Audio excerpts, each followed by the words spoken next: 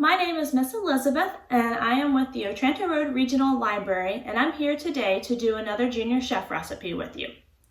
Today we're going to be making buttercream icing and decorating cookies. Before we begin, let's take a look at the recipe.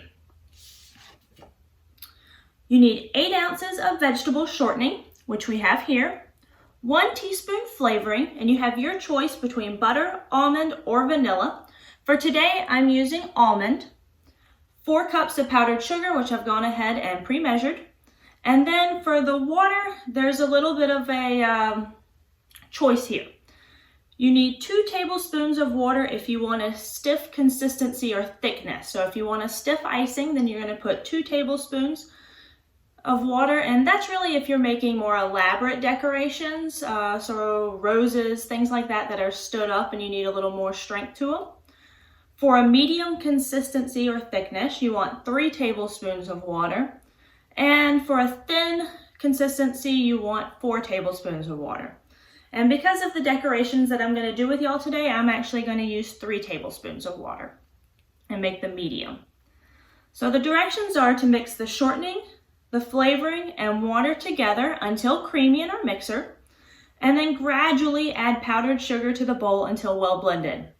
Note that I said gradually. We do not want to dump all the powdered sugar in there at once, or we're going to end up with powdered sugar everywhere. So let's go ahead and get started. So I've got my mixer here. I'm going to go ahead and lift this out and go ahead and put our shortening, our flavoring. If you remember, this called for 1 teaspoon, so I have my 1 teaspoon measuring.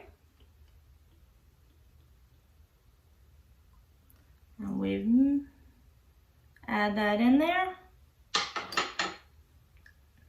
And then our water together. And got our water. We're going to lower our mixer back in place and lock it in place, and then get it going so that it can start mixing. Now when you're working with the mixer, one thing that you might have to do is occasionally, and I got it here where it got stuck right away, and I just need to use a spatula to work all that out. And I wish that y'all were in the kitchen with me, because that almond flavoring smells amazing. I'm gonna lock that back, put my spatula here, and get going again.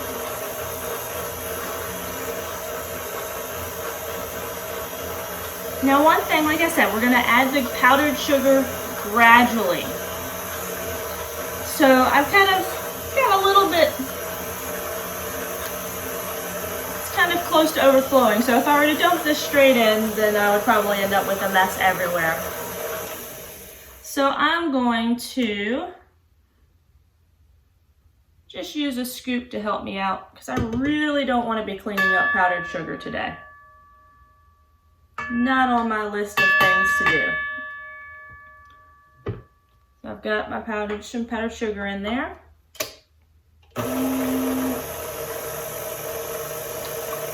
And I'm keeping this at about a 1 or a 2. I really don't want to go too fast, because once again, I don't want my powdered sugar to go flying everywhere as I'm working.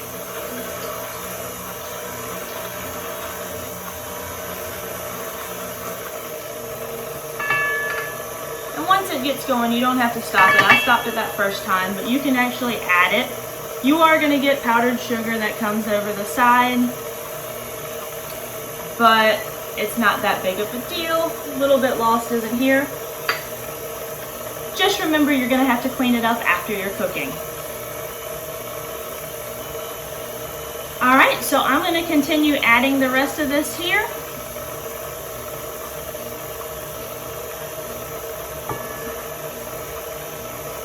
and I'll see you when this is finished. Now that we've made our icing, let's decorate some cookies. As you can see, I went ahead and cleaned up so that I'd have a nice clean workspace. The recipe that we used made about 3 cups of icing, so I went ahead and put some of it in a bowl, and we're going to do some coloring.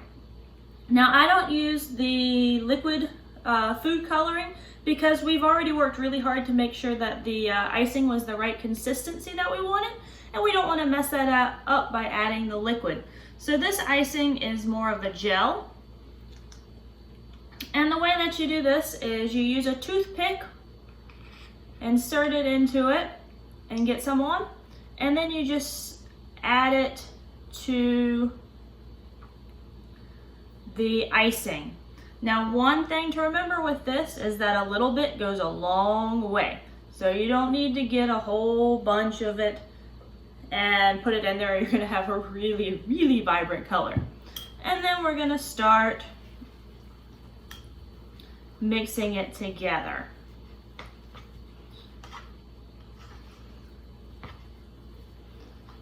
Now, I can go ahead and tell that I'm going to want to add a little bit more of the food coloring because this is just not as bright of a yellow as I would have liked. One thing, when you do this, always use a new toothpick, because if you don't and you use the old one, there is icing that's all over this toothpick from when I first dipped it into the bowl of icing.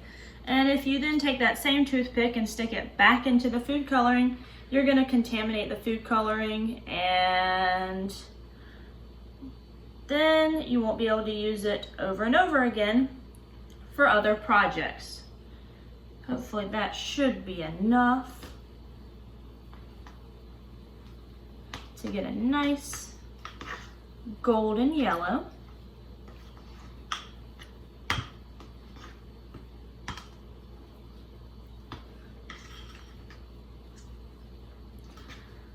Now, for the demonstration, I am going to be using 3 different tips for you, icing tips, so that I can show you different things such as leaves, or how to do a flower, or a nice pretty decorative border.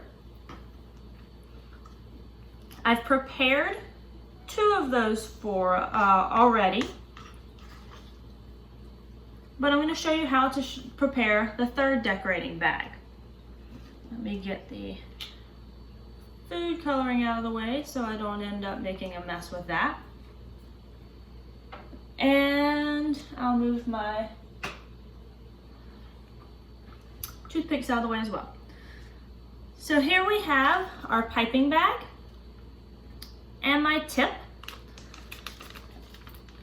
And put the tip into the bag and work it all the way towards the point. And then I work it all the way to that corner until it can't squeeze up into there anymore. And then I like to just use my fingernail to make a little mark to indicate where I need to cut the tip of the piping bag off. A little high. And it's always better if when you get it off and you look and you're like, I don't know if that's right, to cut less, because you can't glue it back on there. Now, one thing I like to use, I have several of these that help to hold that tip in place so that I'm not having to worry about my tip sliding out while I'm working.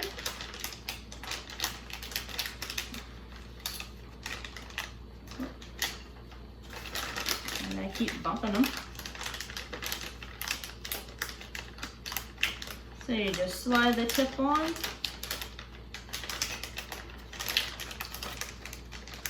And then it's not wanting to cooperate, of course.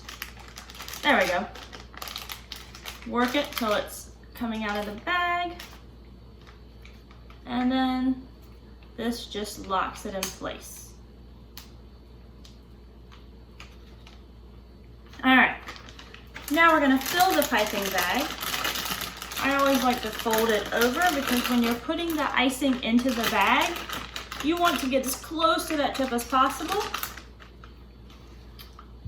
So I just get a nice, and then work my way, filling it there.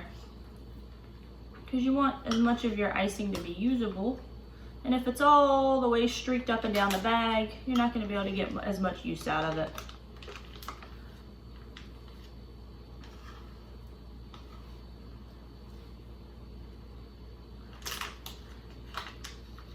I'm going to get just a little bit more. You don't want to necessarily fill the bag to overflowing. Just get enough in there to work with for right now. And then you slide that back up.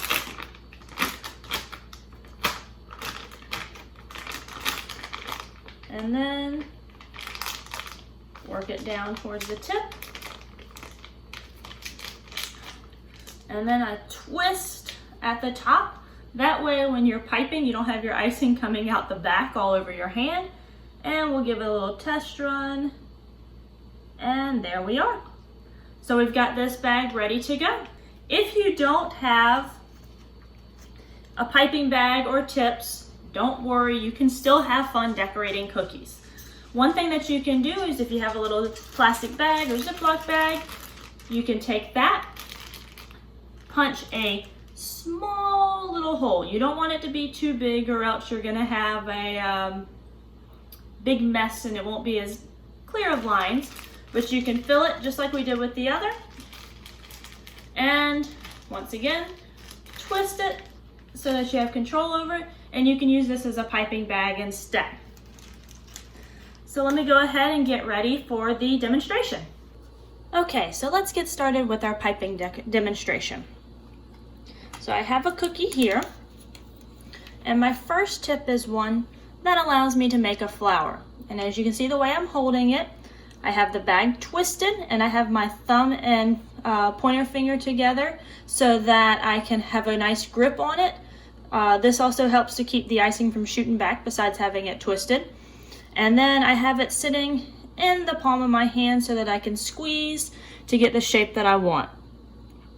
Now this one, I'm going to start squeezing and then slowly twisting the cookie so that I have a nice little flower here in the center. My second tip that I'm going to use is designed to help you do leaves. So I can pick a place like right here. I think my flower needs a nice little leaf. I'm going to squeeze, and there we are. And I think I'm going to give it another leaf here.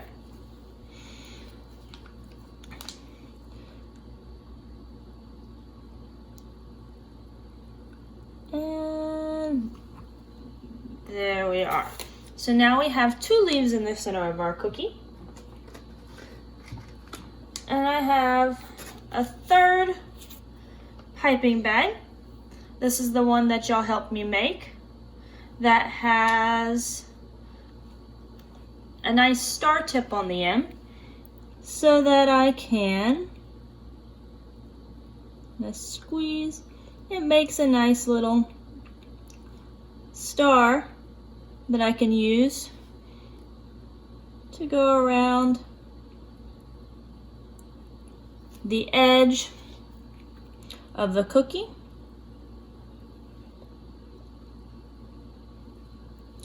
Now, one thing that a lot of cake decorators will do is they'll have a cake stand that is also a turntable, so that it allows them to actually turn the cake as they're working instead of like I'm having to do, and work my way around the cookie.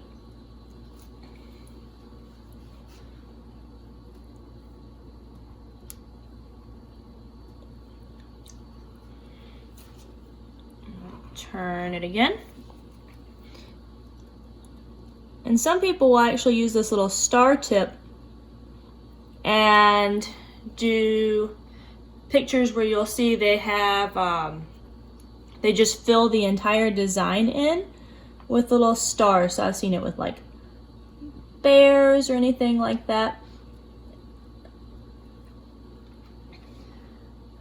All right, almost. Made it around. All right, so here we have our decorated cookie with a little flower, some leaves, and a little decorative border. Now, I haven't forgotten those of you who I said can use the Ziploc bags. Simple freehand is definitely not my strong point, but, and you can already see I got a little bit coming out of here because I squeezed it too much, but you can also, kids, when you do the little Ziploc bag, it's a great opportunity to do things like work on letters. So you've got younger kids, you have a fun way of doing a writing exercise. Or they can do works of art. So I'm going to add a little star over here, or snowflake.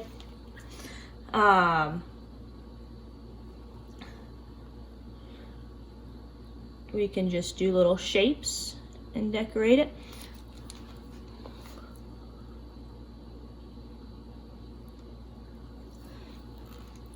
So this is also another option you can do.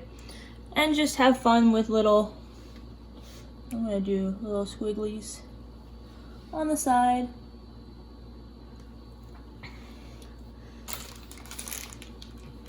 And there you have it. So I hope y'all enjoyed our cookie decorating and buttercream icing recipe. This is a fun, yummy, and easy activity for kids of all ages to do. Like I said, while the tips made it easier to do artwork, because you can see drawing is not my strong point, it's not necessary. There are so many activities that they could do with the Ziploc bags. Like I said, we have the writing activity, or they could create wonderful works of art.